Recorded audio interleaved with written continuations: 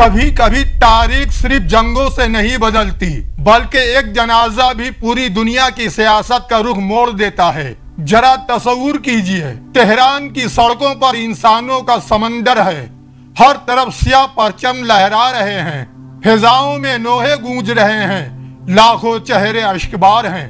लेकिन उन आंखों में सिर्फ गम नहीं, बेशुमार सवाल भी हैं। आखिर ऐसा क्या होने जा रहा है कि पूरी दुनिया की नजरें सिर्फ एक शहर पर मरकूज हैं? क्या ये सिर्फ एक अजीम रहनुमा की आखिरी रसूमात हैं, या फिर मशरिक वस्ता की सियासत का एक नया बाब शुरू होने वाला है?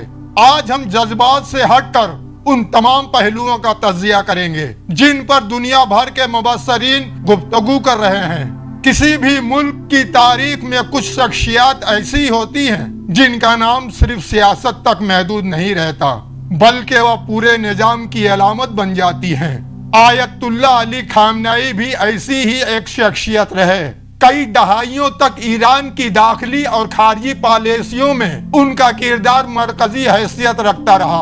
उनके दौर में ईरान ने सख्त पाबंदियां भी देखी, आलमी दबाव भी बर्दाश्त किया, इलाकाई कशीदगी भी देखी और ऐसे फैसले भी किए जिन्होंने दुनिया की बड़ी ताकतों को बार बार ईरान की तरफ देखने पर मजबूर किया। इसीलिए आज जो कुछ हो रहा है, इसके असरात सिर्फ ईरान तक महदूद नहीं समझे जा रहे।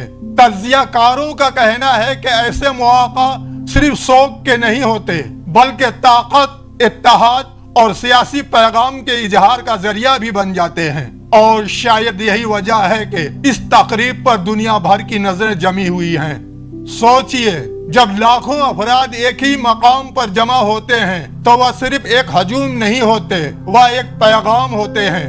ऐसा पैगाम जिसे दुश्मन भी गौर से देखता है और दोस्त भी।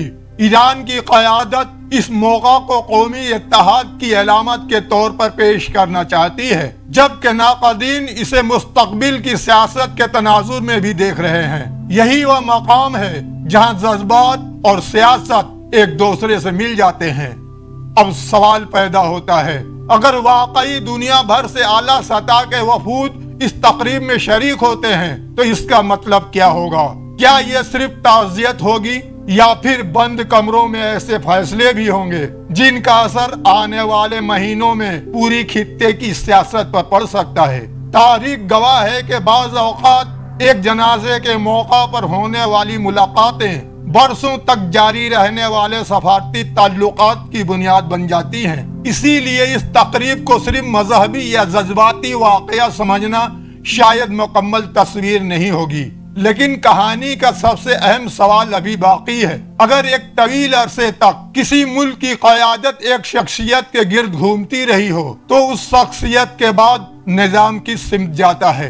क्या पॉलिसियों में तसलसल बरकरार रहता है या फिर नए फैसले एक नई सिमत मुतय्यन करते हैं? यही वह सवाल है जिसका जवाब सिर्फ ईरान ही नहीं, बल्कि अमेरिका, इसराइल, खलीजी ममालिक, पाकिस्तान, भारत और यूरोप भी तलाश करने की कोशिश करेंगे। और शायद इसीलिए आने वाले दिन सिर्फ ईरान के लिए नहीं, पूरी दुनिया के लिए अहम समझे जा रहे हैं। दोस्तों, इसको लेकर आप क्या सोचते हैं? कमेंट में लिखें। मैं हूं मोहम्मद इकबाल और आप देख रहे थे आपकी सोच।